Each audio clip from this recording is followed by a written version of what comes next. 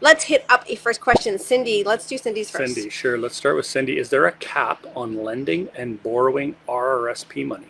Lending and borrowing, so we'll do each separately. Sure. Let's start with lending. So if you have RRSPs, is there a cap to lending? So the only cap that I know about would be the cap that CRA places on, what you can put into an RSP. So there's every year you get a limit and it can build up. But let's say that your limit is $100,000 and you want to lend that out. Well, then you wouldn't be able to lend beyond what your contribution room allows for. So that's on the lending side. How about on the borrowing side? On the borrowing side, are there caps? Well, it comes down to the borrowing room that you would have. So is there a cap? Not necessarily, but you are using that money in place of equity that you might have in a property. So let me give you an example. You have a property that's worth $100,000. You have a $50,000 mortgage on that property. Technically, you have $50,000 worth of equity in that property. Is there a cap as far as a percentage? Not really. Can you borrow up to 100%? I believe you can borrow up to 100%. That is dependent on the person who owns that property, the person that's lending that money, and if they feel comfortable with going above the 80 or 85 or 90% range. But that would be really the only cap, would be the equity that you would have in some of your properties. Does that make sense? Yep. I have a question. Can you joint venture if you already own a building? And if so, how does that work? Great question, Lisa. One of our faves. And the answer to that question is super simple. Yes. In fact, it's easier to joint venture a property that you already own. And there's a few reasons why it's easier. Number one, you already know what the numbers are, so it's not prospective or numbers that are speculative. It's numbers that you actually know are coming in. It's rent coming in, it's expenses going out. So that's easier to explain to a prospective joint venture partner. So can you joint venture a building that you already own? Yes, you can. So mortgage qualification is also usually already taken care of, right? So it makes it easier too. There's so many benefits to it. Let's throw this concept out there for others that might be thinking about this too. A property that you already own. If you sell it, you pay off your mortgage, you get whatever's remaining in equity. If you joint venture it, it's kind of the same as selling it. You get your money back. You get your money back that you put into it, but you still own 50% of it. You're selling it, you're getting all your money back, but you still own 50%. Now you use that money and you go and buy another property. Now that recycled down payment buys you a property and a half, and you can keep on doing that and keep on doing that. Yeah. So as long as you can qualify for more mortgages. Yeah. Think about the properties that you have that maybe you're thinking of refinancing, but if you refinance them, the mortgage debt goes up, your payments go up. Now you have a negative cash flowing or negligible cash flowing property. That's not a good position to put yourself in. So instead of refinancing and pulling out, could you bring in a partner where you're not paying them back until the sale of that property and you're only splitting profits? So, think a little bit out of the box on that. So hopefully that helps somebody. All right. Okay, question number 1. How to get financing for a newbie without steady income. We feel your pain. We were in the exact position. There's no bank that was going to give us another mortgage. We had one principal residence. There was no one else that was going to give us another one. So what do I do if I can't get financing myself? Well, that's where joint venturing comes in perfectly. So WR, I don't know if that's your real name, but we're going to call you that. So at the end of the day, you've got the money for it, for the reno. You've got the qualification or the down payment money. You just need someone to qualify. In general, you'd put that out there and you'd say, hey, this is what I've got. This is what I'm looking for. I'm looking for someone who's able to qualify on a mortgage. I'm looking for someone who's willing to hold it for this long. Here's the numbers and how they're going to work out for that person. And for that, I'm offering a 50% split, 40%, 60%, whatever it might be. Always a good starting point is at 50-50. Generally, though, that's when they're bringing the down payment and they're bringing the qualification. Because you're bringing the down payment, you're bringing the work, you're bringing the management, you're bringing the expertise, you're going to convert this to a duplex. Because you're doing all of those things, you might be able to negotiate a little bit less of a percentage. So someone puts up their qualifying room only, and For that, they get, 40%, let's say 30% even. It doesn't matter, even can go lower depending on the situation. And so for those of you that are new to this concept, it's called joint venturing, or it's called, doing business with other people. That's really what it is. So, if you're starting this business of real estate investment and you're bringing certain things to the table, what is it that you're missing, and who can bring those to the table for you, and you do it together. Remember, what's your little quote about tides and boats? A rising tide raises all boats. And so when we help each other out, and when we do business together as real estate investors, and it's a very much a people business, we get so much farther than if we're trying to do everything on our own. And so a couple other things I'll add for you there, WR, is number one, as far as maybe you're wanting to qualify on your own and not have somebody else do it for you, make sure you're in contact with a mortgage broker. You're not just going to your bank. Make sure your mortgage broker is investment mortgage broker. It's a big difference in real estate investment, are an investor themselves. That's a big key to this as well. So you could talk to Sean Impey here within our group, or Sean Sullivan within our group, two good resources for you. So that's number one. And then number two, this whole concept of joint venturing, like Tiff talked about, you can give a little piece away for somebody to qualify, or maybe a bigger piece away and somebody also puts in the money, so you're not using your own money. And that's the concept of joint venturing that we talk about quite a bit in our Ignited group. Okay, so Andrew asked a question connected to that. So what's a reasonable JV split when you're JVing on an existing property? So generally speaking, it's not about the existing or not existing. It's about who's bringing what to the table. So, in general, you could say if generally a money partner is going to qualify and bring down payment, you're going to have the expertise, the connections, you're going to do the work, you're on this side, so that's 50-50. Now, if a couple of these things are coming over here, or a couple of these things are coming over here, then you adjust the splits. So start at 50-50, where, if you were both coming in, bringing, money and financing versus time and expertise, then you're at 50-50. And then you can adjust from there. So it's not about whether it's existing or not. It's about who's bringing what to the table. So let's say you're keeping the mortgage in your name, Andrew, plus you're going to be doing the management and all that kind of stuff, and you did the find and you have the network and all that kind of stuff, then they're only going to be putting in down payment money. Generally speaking, you could say, oh, well, that would be worth 25%. But generally speaking, you're not going to find someone who's going to just be okay with that. They're usually going to want more like 40% these days. Well, and it comes down to whatever the ROI is that they would potentially get. Does this property cash flow? Does it cash flow well? Is the market going up in value? What kind of returns is somebody going to get with their investment? And that's really what it comes down to.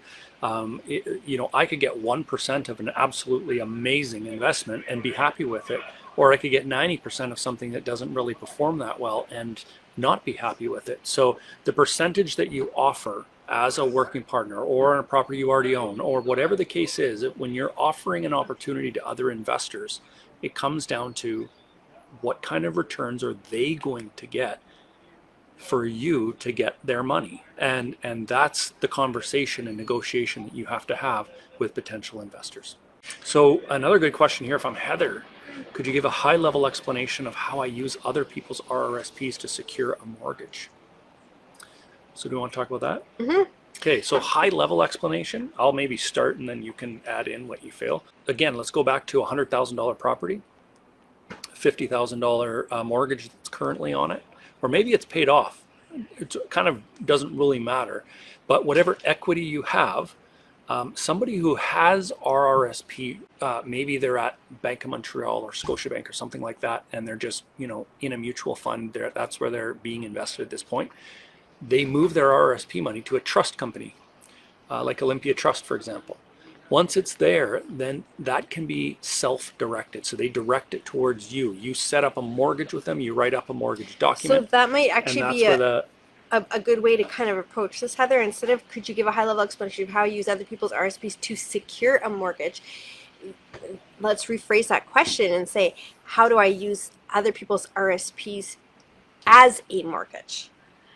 Because you're not securing a mortgage, you're actually using their funds as a It mortgage. is a mortgage. It Yeah. is the mortgage. It can So be it a would be a first it mortgage. could be a it first, could be second, third, whatever. up to third, let's say. But their funds come to you as a loan that gets registered against the property, Yeah. which is what makes it a mortgage. And it's a good time to do that because it's on people's minds come the end of year, early beginning of every single year. People's RSP contribution room comes up. They start thinking, do I add to my RSPs? Do I not? They get a tax break if they do. Or they look at their statements and they see, they my go, "This goodness, sucks." my RRSPs are doing nothing for me. And Yeah. so that's where us as real estate investors can offer opportunity and say, listen, instead of the 2% you're getting over here, would you be happy with 5? Would you be happy with 6 or 7%? And it's registered against a piece of real estate. So it gives them security. It's a mortgage document that's actually registered against real estate. Mhm. So yeah, there's a lot of value in using RRSP funds. Are assumable mortgages a popular and good option in this current market? So are they a good option? So let's talk about what an assumable mortgage is first, just to be clear, because it's not something that has been popular, but I can tell you right now, with the market swinging and changing the way they are, it's going to come back into popularity very shortly here. So let's talk about it. So what's an assumable mortgage? Okay, so an assumable mortgage, most mortgages, at least the ones with the top 5 banks, and some of the B lenders as well, have a clause in them that says they can be assumed. So when we sell a property, we usually pay off that mortgage, take whatever money is left over, and we move on. But another way of selling a property can be by selling it with the mortgage. So somebody actually takes that mortgage over. They assume that mortgage. They still have to qualify for it, just like they would have to qualify for their own mortgage, but they're taking your mortgage over if you're the seller. So the benefit for you as a seller is that, number one, you don't have your payout penalties. Maybe you're locked in for 5 years and you want to sell this year. You don't have your payout penalties because somebody is taking over that mortgage. You're not paying it out. So that's a benefit for a seller. Another benefit for a seller on an assumable mortgage is if they have very little to no equity in that property. So maybe I bought a property for $100,000. I got a $95,000 mortgage. I have no room to pay a realtor. CMHC added on another $5,000, so it's at $100,000, and it's worth $100,000. How do I sell this property? Because I got to pay a realtor to sell it. So what you can do is advertise it with an assumable mortgage. Somebody assumes that mortgage, virtually gets in for zero money down, and that's the benefit for the buyer, is they can get in for lower money down than normal. Maybe yesterday's interest rates, if it was locked in a year ago, instead of today's interest rates. That's another benefit for a buyer. And as we talked about for the seller, they're able to actually sell their property and not have to pay out all those big fees. So the question is, are assumable mortgages something that we should be looking at in this coming market? And our answer is absolutely yes. We found that when you've got, properties that have gone down in value, people will often, owe close to the value of that property. Whereas they had put a down payment down, they may lose that. But right now they're looking at not only losing that, but also sitting there with the heavy monthly cost burden. And that's what people want out from underneath. So you can take that off their plate. You assume that mortgage. You do have to qualify now. You go to the bank and you have to go through all the rigors of it. The benefit is a low down payment for you. But yes, there's going to be a lot of properties that are a lot closer to what they're valued at versus what is owed on them is becoming a lot closer. So yeah, we're going to see assumable, and it's a great avenue to really focus on. So, all right. Where are interest rates heading? Any guess? Tiff, you start with that and then I'll give my comment, unless you want me I'll to just start. get my crystal ball. Yeah. Yeah, I honestly, I don't worry about it. The numbers either work or they don't. It's always good to add in a little bit of padding, a couple percentage points, but the thing is, the government of Canada has mandated that stress test be there anyway, so they're already adding those in for you. But yeah, where's interest rates going? We depend on our mortgage brokers and so Sean MP, Sean Sullivan, we depend on them for that information. So do I have a guess? No. And honestly, my answer is going to be very similar as Tiff's. Wow, is for that, once. Yeah, is that You're funny. Is that It's I true. don't care. Honestly, I don't care, guys, where interest rates are heading. They're going to go up. They're going to go down. That's what they've been doing for the last 100 years that we've had interest rates. And if we focus on that, we lose. There's an opportunity cost that we lose sometimes because what are we doing? We're maybe waiting for them to go down before we buy something, or we're scared to buy something because they're going up. But you can find cash flowing properties in Canada right now, regardless of the interest rate. With the interest rates you're getting now, people are finding cash flowing properties using secondary money, using private financing. So it just goes to looking for opportunity is far more important than focusing on interest rates. That's my opinion. What's your best strategy for purchasing a property with an existing tenant paying under market rent that also needs rehab? Nice. So what province are you in, Cedric? I'm going to assume if you're talking cash for keys, you're probably in Ontario, if not BC.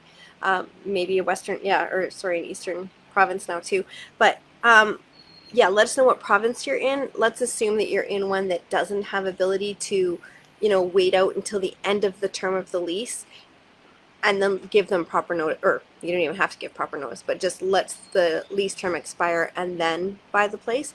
But sure, cash for keys, absolutely. Lots of times you can just talk to the tenant and say, hey, so have the owners, I'm thinking of selling.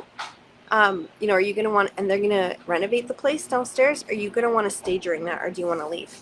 And, depending on where you are and what they know of the laws and everything else, sometimes they'll just say, I'm going to move anyways. I don't want to put up with construction. So chances are it's going to be cash for keys. Archer, are you guys buying more properties these days? If so, would that be a value add or a turnkey? We have bought a few properties over the last number of years, and not like we used to. Definitely at a slower definitely pace. Not, thank goodness. But and we're buying more turnkey, and there's a couple reasons for that. But did you have anything you wanted to add before I get into that? no, go ahead. No. Okay. So I just wanted to say this because when we were kind of nearing the end of our serious buying, where we were buying several a month, we started going straight to turnkey. And the reason we did that is because it was very duplicable. Is that a word? We were able to duplicate over and over and over and over again. Duplicable? That's probably not a word. I don't know. But the beauty of turnkey is that if you find something that works investment-wise and it's turnkey, and there's usually multiple of those types of properties out there, once you get a system and you get to know that property, that type of property or that neighborhood really, really well, it's easy to sell that to other investors because you have so much experience in that type of property. And so when we were buying with partners, it was easy for us to sell because we knew them so well that they were like, oh yeah, another one, let's take that one, let's take that one. And it just becomes very easy to replicate. And you know what, that leads really good into another question that we got for tonight that was pre-submitted. It was about the benefits of buying new versus buying or newer. Okay, so here's an extension from Corey's story. We started buying these properties. We realized what we did was we looked at our portfolio and started realizing like the properties that did the best, that were the least amount of work and had the best numbers, were those turnkey properties. So we started buying newer and newer, started saying no to all the other ones. What ended up happening was we started going, oh, okay, let's build. Why wouldn't we build? So we started looking at building these properties. But here's the problem that we learned the hard way, that now none of our clients ever have to, is cash is king. Okay, so here's the next question, and I don't remember who asked it, but what are the benefits? So the benefits of buying new is that turnkey ability. You get a great tenant profile. It's duplicatable. You can do it again, cookie cutter it, right? Because you can always build the same things again and again. Here's the problem, and here's what we learned was, so we thought we were brilliant because we'd been buying these newer-ish properties. Now we had brand new properties. What we didn't realize or didn't know was that sounds like a beer. Yeah, it does. Water. What we didn't know or realize was that cash is king. And what happens with a new property, and so we're moving into the next question now, our only caution with new properties, we love them, but a lot of cash comes out of your pocket at closing, not only for your down payment, but Now you've got a fence you have to build. Now you have landscaping. Now you have a deck. Now you have blinds for, oh yeah, that's what it was. Blinds. That was the question. Now you have blinds. Blinds, you would think, well, what's the big deal? It can be $5,000-$6,000 for a new place. So all of these things taken into consideration, yes, we definitely like our turnkeys much better. We're doing it more as money partners now than as working partners. But the caution with that newer and or turnkey is if you do that, make that leap into brand new properties, make sure or at least try to get some of those things included. So have the builder put in blinds. That's one thing that might be tough to do, but have them do the deck, the fence, the landscaping, include it so that it goes onto the mortgage. So it is not cash out of, it's not another 20 grand out of your pocket cash. It's just onto the mortgage. 20% of 20 grand, so it's only 4,000 out of your pocket. So, and the rest goes onto the mortgage, and you're cash flowing anyways because you bought a really good property. So, all of that ends up working out. Amateur question. It is not an amateur question, Craig and Lisa. One. How do you find assumable mortgage deals? You might have seen me looking down a minute ago, but I went on to Kijiji because we have that in Canada, and I'm set for Edmonton, and then I put assumable mortgages. A whole bunch of listings came up. Here's an example, guys. This is one that I found, a house for $719 in Edmonton. You probably can't read it, maybe, but it says seller has an assumable mortgage at a rate of 1.99%. It's exactly what we were talking about earlier. Why is this good for the seller? They don't have a payout penalty. Why is it good for you? Because you're getting yesterday's interest rate that you're assuming, 1.99%. It's probably locked in for X amount of years. And depending on the house. So if it's, they're asking $719. We bought a place one time for, I think it was $419, and we ended up putting $2,500 down because the difference between what we bought it for and what it was worth, or what their mortgage was at and what it was worth, was $500. It was $500, and then we had to pay $2,000 of taxes. Yeah, that's what it was. Yeah. So $2,500 down. That's all we had to pay the difference of. So, yes, you have to still qualify for them, though. Okay. Yes, you have to qualify for them. Joanne, good question. Infinite banking concept. What is our thought on it? So I don't know if you talked to Darren Mitchell or if you've been talking to the Canfield kind of group, or who, but infinite banking, I mean, at the end of the day, I don't know how to even explain it in a nutshell. It can be good. I think it can be good. It's brilliant tax-wise. Like, what do we pay the most of in our lives? What's the most expensive thing that we can do as humans, never mind as investors? It's pay taxes. And the infinite banking concept will take that equation out for you. So I do like it. I do think there's a lot of power in it. I think you have to watch who you get involved with because I think there can be some variations within it. So yeah, but yeah, what do I think about it? I think it's a highly interesting concept. Darren Mitchell's someone that, he's got some books out there now about it. So yeah. I just want to go back to Craig, your question, Craig and Lisa, about assumable mortgages. Oh, yeah. The other place we can find them is you can just ask your realtor. So I know you work with Drew at Alberta on Fire. Mm-hmm.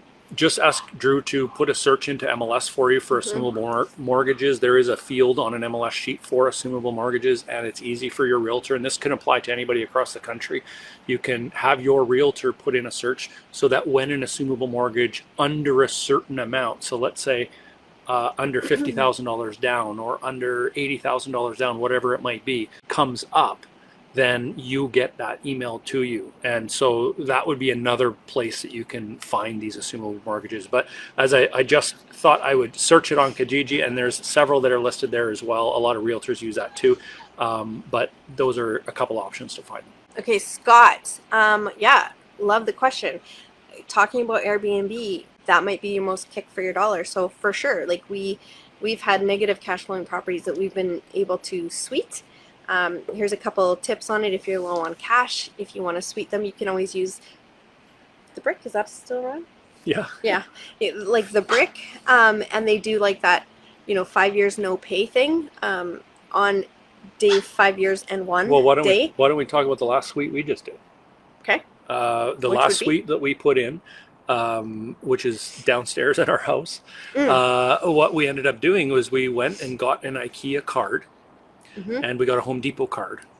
and we bought all of our kitchen cabinets and stuff like that, and even a couple of maybe appliance or two from IKEA, and then we bought a bunch of whatever renovation material from Home Depot, and we put it on the cards. You get 6 months or a year, I don't know what it was, of no interest. And we just made sure that the rent that we ended up getting from our suite, as we got the rent, went to go pay off those cards. Before the date We ended up where getting, they yeah, exactly. all the interest That's in the at key. once. Yeah. But the rent that we got from those suites ended up paying off those cards well before we needed to. No. And we had to put no money in to add a lot of equity into our house. So Scott, let's talk about a couple of, so that's a good way to get started for furnishing them or whatever you need to do to them.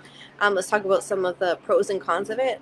Pros are there are a lot of apps that can help you to be a good host from afar, so you don't even have to be in the area.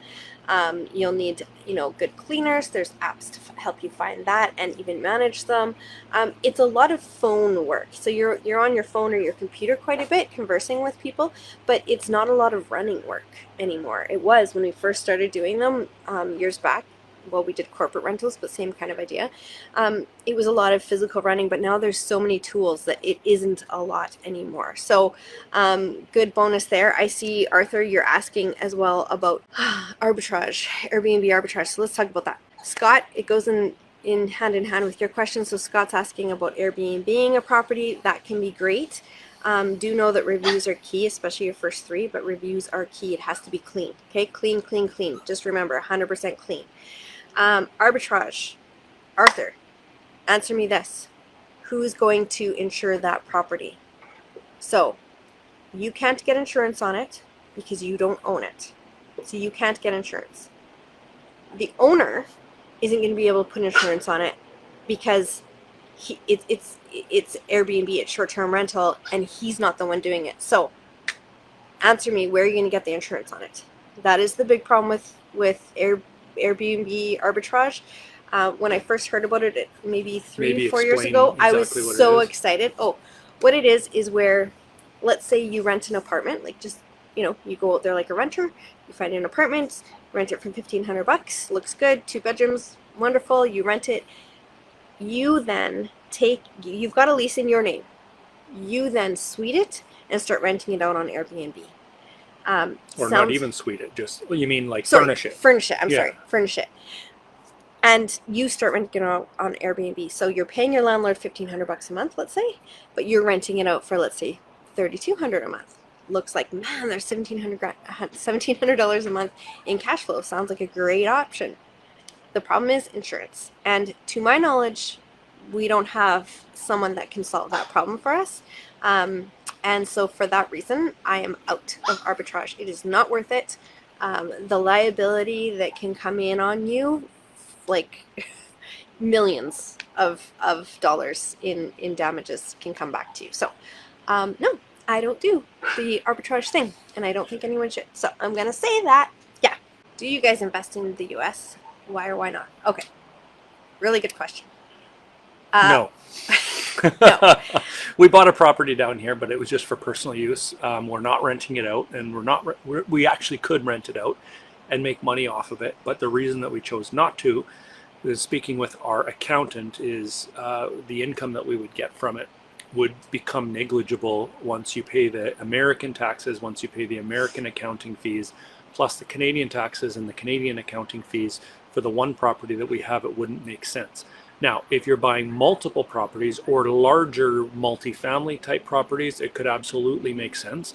And we would follow the same economic fundamentals that we talk about in boot camp, about analyzing a market, a neighborhood, and a property. And if all of those things fit, and it's the cash flow that you get from it or the gains that you get from it are able to cover the extra amount of tax that you would end up paying and the extra fees from crossing the border, then it could make sense. So, and I'll just add to that my family is in the U.S., and so we have a lot of joint venture partner abilities in the U.S. years back. As well, my parents were residents, had dual citizenship. The tax implications of having properties in Canada while having them in the U.S. were enough that my parents actually gave up their citizenship. because after 7 years of fighting the tax system and trying to figure it out and trying to do all the things that you have to do, it just was not worth it for us. So I know that there's a lot of people buying in the US right now, and like Corey said, if the numbers fit and you're in those larger properties, then it can make sense. But if you're going in there to buy a house or two or a fourplex or a duplex or any of those kind of smaller dollar values, I don't see how it could be worth it. And like I said, we were in it for 7 years between the two countries. So yeah, it's just a lot of rigmarole. Even buying this personal property down here, we will end up having, you know, some hoops to jump through with the tax department. There's some people here that sold properties and still have their money being held 2 years, 3 years later. We understand and are okay with that. But if you're not, sometimes they're a little bit scary. And just a high level word of advice, guys, is, you know, there's a lot of opportunity in this world, and you can go look over there, look over here, look over there, and find different types of opportunities. But one thing that we have found, and I'm not saying that we're the end all and be all by any means, but we found that once you find a strategy that works, the simpler you can keep it, the better.